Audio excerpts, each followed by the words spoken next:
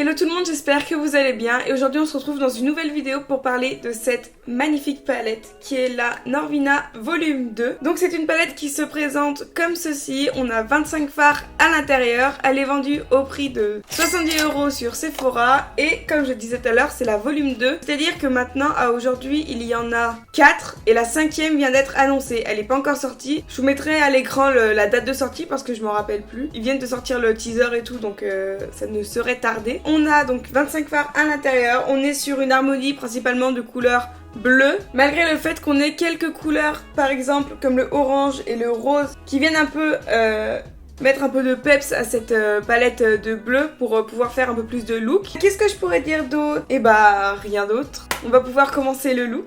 Pour le moment je vous avoue que je ne sais pas vraiment quoi faire comme maquillage. Je pense que je vais partir sur un basique forme classique. On est sur une palette pas de fard à paupières mais de pigments pressés. Vous allez voir quand je vais l'appliquer sur ma paupière. Il n'y a pas de question de c'est pigmenté, c'est pas pigmenté. Ça peut que être pigmenté puisque c'est du pigment qui est pressé. Je vais partir sur une forme assez classique. Donc pour commencer, je vais venir prendre la couleur E3. Je pars sur du vert alors que c'est une palette de bleu. Et je vais venir l'appliquer au niveau de mon coin externe de mon œil. Voilà, là vous voyez très bien ce que je voulais dire tout à l'heure. Au niveau de la pigmentation, il n'y a pas de question à se poser ou quoi que ce soit. Elle est présente. Par contre, j'adore cette couleur. Donc premièrement, je viens juste déposer la matière sur ma paupière et avec le peu de matière qui me reste sur mon pinceau, je vais venir dégrader les bords. J'ai l'impression que j'ai un trou là. Retour, je vois un trou. Mais je le vois pas là. Oh, c'est bizarre, ça le fait des deux côtés. Je vais venir dégrader cette couleur avec la teinte B1 qui est un vert irisé. Oh mais ça tue, mais j'ai l'impression que vous voyez un trou, ça m'énerve. Je vais venir ensuite prendre la teinte C3.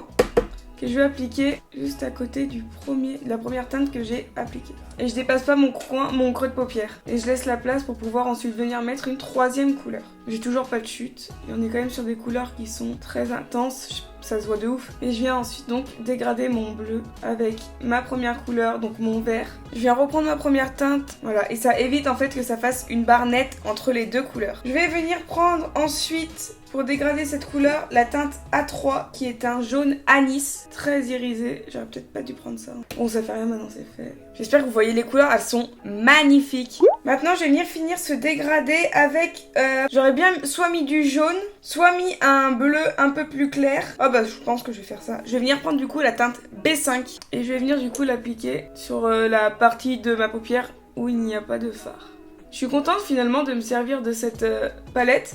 Parce que les Norvina elles coûtent une blinde, donc 70 € c'est vraiment pas donné pour une palette. Mais enfin le pire c'est que je ne m'en sers jamais. J'ai la volume 3 aussi, alors que elles sont incroyables. J'ai l'impression que d'avoir appliqué ce bleu, on voit beaucoup moins le bleu du centre que j'avais appliqué tout à l'heure. Du coup je viens juste repasser un petit peu mon pinceau dessus pour réintensifier cette zone. Et je vais venir ensuite dégrader donc le bleu que j'ai mis en coin interne avec la teinte. Je vais prendre la teinte C2 qui est un bleu légèrement irisé mais pas beaucoup. Donc je vais juste venir l'appliquer. Ah, c'est exactement la même couleur, ça dégrade rien, donc ça fait rien, c'est joli quand même. C'est magnifique. Je vais venir appliquer les mêmes couleurs en ras de cils inférieur. Donc je suis revenue descendre les couleurs en ras de cils inférieur.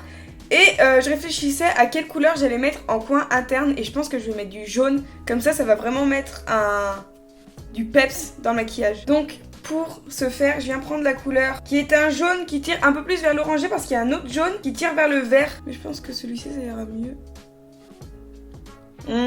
Quelle bonne idée. Ça change tout le maquillage. Et pour venir intensifier, je voulais mettre un irisé par-dessus. Et du coup, je vais prendre la teinte C1 juste pour appliquer un petit peu de paillettes.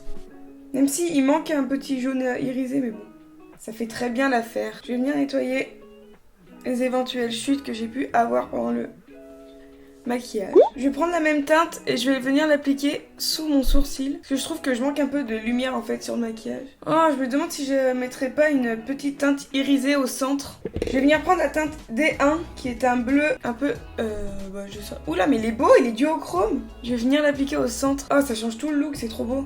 J'ai bien envie d'en mettre en bas aussi. Je préfère 1000 fois plus le look avec les paillettes ajoutées. Je vais mettre mes crayons et on se retrouve pour les lèvres. J'ai fini le look, j'ai mis mon crayon crayon noir en muqueuse supérieure qui est le Very Black de chez Hey Girl. En muqueuse inférieure, j'ai mis le Ice Lemonade de chez Beauty Bay. Et ensuite, j'ai appliqué des demi-fossiles, enfin des fossiles entiers que j'ai coupés de chez Sozu, qui sont les Lemonade. On va pouvoir enfin passer aux lèvres. Alors pour les lèvres, je suis pas du tout certaine des choix de couleurs que j'ai choisis. Enfin, c'est à peu près les mêmes, mais je suis pas sûre que ça aille. Donc je vais tout essayer. J'ai pris un crayon de chez Adopt qui est le 09. Je sais pas s'il a un nom. En tout cas, c'est les Lip and Kiss Pro Contour. Et c'est le 09. Pas l'impression qu'il y ait de teinte. Je pense que c'est beau, mais je suis pas sûre. Et je vais venir remplir avec le rouge à lèvres Adopt qui est le Lip and Kiss semi-mat en teinte Donatella qui est le 229. Mais je suis pas sûre que ça aille. Il est quand même assez marron. On est d'accord, c'est moche, hein. Attendez, faut que j'enlève ça. Bon, bah j'ai changé d'avis. Attendez, je me réinstalle. Je vais partir sur une valeur presque sûre parce que je vais innover. Donc attendez, je vais vous montrer comment est-ce que je vais procéder. Je vais d'abord prendre mon NYX lingerie en teinte Scandale que je vais appliquer en tant que contour des lèvres. Donc je viens prendre mon pinceau, enfin mon truc là. Et je vais d'abord venir faire mon contour de mes lèvres. L'avantage c'est qu'ils sont semi-mat, on dirait que j'ai une moustache. Je vais juste remettre une épaisseur. Une fois que j'en suis à là, en fait je sais pas, c'est soit j'applique... Oh non, j'ai mis du rouge à lèvres sur mon mur. C'est soit j'applique le Crush de chez Huda, soit j'applique le 72 de chez Sephora. Je vais d'abord essayer le Sephora. Juste venir un peu redessiner mon contour. Je sais pas ce que vous en pensez, mais moi j'aime énormément. Et en fait l'innovation c'était ça. Je voulais mettre du vert pour rappeler les yeux, mais j'ai peur que ça fasse trop. Surtout, je crois qu'il est opaque. Oh, mon courage est dommage, je le fais. Oh non, j'aime pas. Mais à la base, c'était pour faire un espèce de gloss. Je vais remettre celui-ci, la meuf indécise.